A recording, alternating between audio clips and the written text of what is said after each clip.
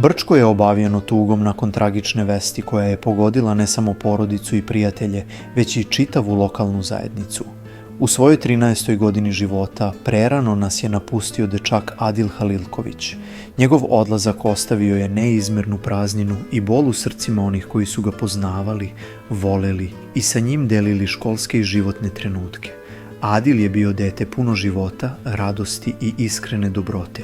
Njegovi drugari iz škole, učitelji i komšije danas ne mogu da veruju da ga više nikada neće videti kako trči ulicama, kako se igra i smeje, kako širi toplinu i osmeh oko sebe.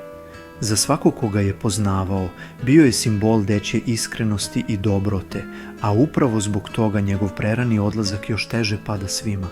Dženaza će se obaviti danas, 6. septembra 2025. godine, posle ikindije namaza u 16 časova i 30 minuta, ispred džamije na Ivicima.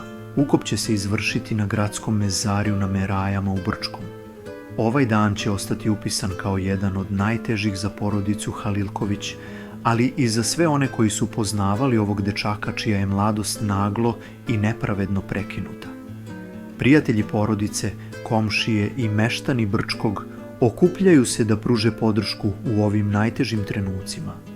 Suze, bol i tuga prate porodicu, dok se ljudi u tišini pitaju zašto baš on i zašto tako rano? Ova tragedija je podsjetnik koliko je život krhak i koliko se svaki trenutak proveden s onima koje volimo mora čuvati i negovati.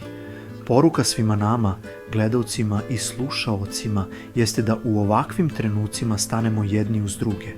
Da naučimo koliko je važno biti podrška, koliko je dragoceno izgovoriti reči utehe, zagrliti, pomoći, jer život ne bira, on uzima često prerano i ostavlja prazninu koju ništa ne može popuniti.